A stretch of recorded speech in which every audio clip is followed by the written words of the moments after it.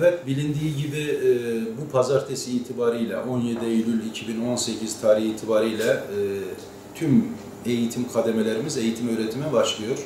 Anaokulu, ilkokul, ortaokul, lise ve birçok yüksek öğretim kurumumuzda öğrenciler ders başı yapacaklar. Tabii bu ders başı yapılacak anı uzun bir tatilden sonraki bir an olarak düşünmek, bir de bir sonraki yaşın veya bir sonraki eğitim kademesinin başlangıcı olarak akla getirmek gerekiyor. Bu çok önemli bir bakış açısı. Okuyan çocuklarımız 3 aylık uzun bir tatilin ardından henüz okula başlamamış ya da eğitim kademelerinde değişikliğe giden çocuklarımız da yeni bir okul ortamına geçmiş olacaklar.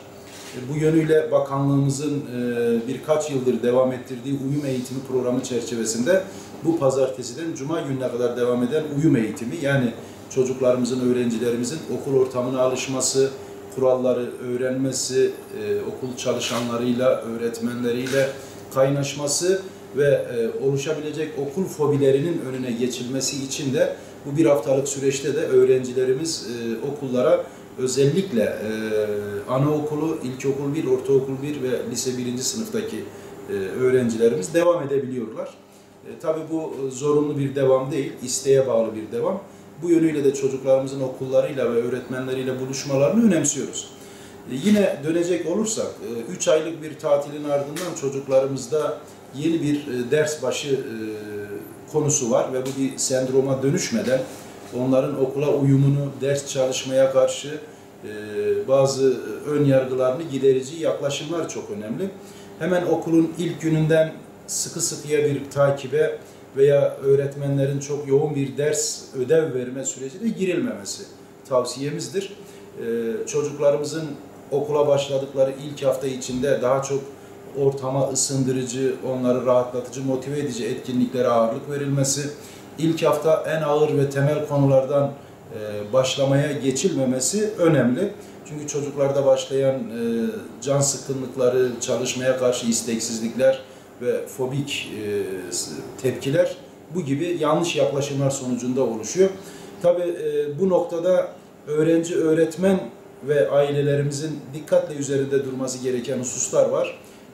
Biz biliyoruz ki öğrencimizin eğitim hayatı yoluyla geleceği planlanıyor ve seçeceği mesleğin ilk temelleri atılmış oluyor. Bu yönüyle öğrencimiz kendi yeteneklerinin farkına varması, sevdiği, istediği, hoşlandığı derslerden kaynaklanan etkinliklere yönelmesi önemli bir bakış açısı. Bu yönüyle çocuklarımızın hem eğitim alırken, akademik eğitim sürecinden geçerken hem de geleceğine dair karar vermesini kolaylaştıracak meslekleri tanıması ve tanıtıcı etkinliklere katılması önemli. Ailelerimizin çocuklarının okula başlamasına dayalı olarak değişen hayat tarzlarını gerçekten yeniden gözden geçirmeleri lazım. Çünkü biz biliyoruz ki okullar tüm toplumda hayat tarzında ciddi değişiklik ve dönüşümler sağlıyor. Uyanma saatinden, okula başlama saatinden, okula dönüş saatinden, okul servislerinden ve akşamları çocuğun çalışma alışkanlıklarından kaynaklı tüm aile düzeni değişiyor. Bu yönüyle velilerimizin, anne babalarımızın daha anlayışlı davranması, çocuklarının eğitimini öncelemesi özellikle tavsiyemiz. Öğretmenlerimizin de çocuklara akademik eğitim verme hedefi ve amacı dışında çocukların kimlik ve kişilik gelişimlerine, karakter oluşumlarına yardımcı olmaları konusunda bazı kaygılar edinmesini biz bekliyoruz. Çünkü çocuklar okul ortamında aynı zamanda arkadaşlık ilişkilerini geliştiriyorlar, sosyalleşiyorlar, kendilerini farklı yönleriyle tanıma çalışmalarında bulunuyorlar. Güçlü ve zayıf yönlerinin farkındalıkları artıyor. Bu yönüyle onları da doğru ve etkili yönlendirme süreci çalıştırılabilirse çocuklarımızın ileride hiç sevmeyecekleri mesleklerle karşılaşmalarını engellemiş olurlar. Daha mutlu bir hayata kavuşmaları konusunda ciddi destek vermiş olurlar diye düşünüyoruz. Tüm bunları toparlayacak olursak özellikle 17 Eylül itibariyle resmen başlayan eğitim öğretim sürecinin toplumda da ciddi bir dönüşüm yapacağını ve toplumu yönlendireceğini biliyoruz.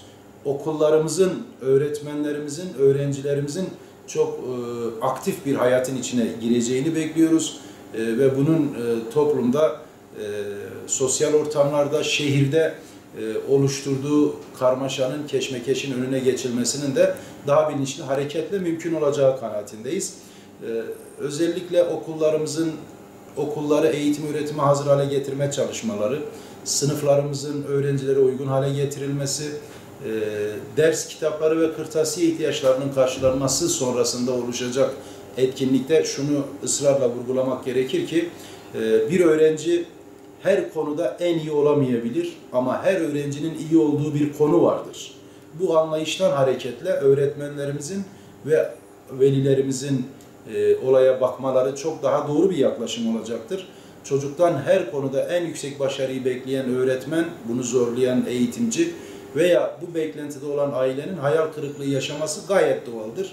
Ama biz biliyoruz ki her bir bireyin farklı yetenekleri ve özellikleri var ve eğitim bireylerdeki farklı yetenek ve özellikleri ortaya çıkarmaya yarayan en etkili araçtır. Olaya bu yönle bakarsak bir çocuğumuzun ki yanlış bir algılama ve anlayış var mesela. Özellikle liselerimiz üzerinden gidecek olursak her öğrencinin illa sayısalcı olması ve illaki tıp fakültesini kazanması gibi bir hedef çok tutarlı bir hedef değildir.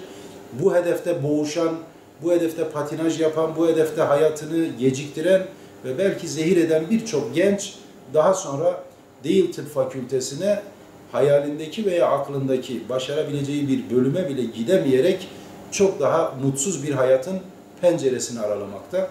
Bu yönüyle öğrencilerimize en iyisini değil, yapabileceğini fark ederek yönlendirmek ve onları bu konularda hoş karşılamak, bu konuda destek olmak en etkili yardım ve en iyi ebeveynlik, en doğru öğretmenlik metodu olacaktır diye düşünüyoruz. Bu vesileyle yeni eğitim öğretim yılının tüm eğitim öğretim paydaşlarına ve eğitim öğretimle doğrudan ve dolaylı etkileşimde bulunan herkese hayırlı uğurlu olmasını istiyorum.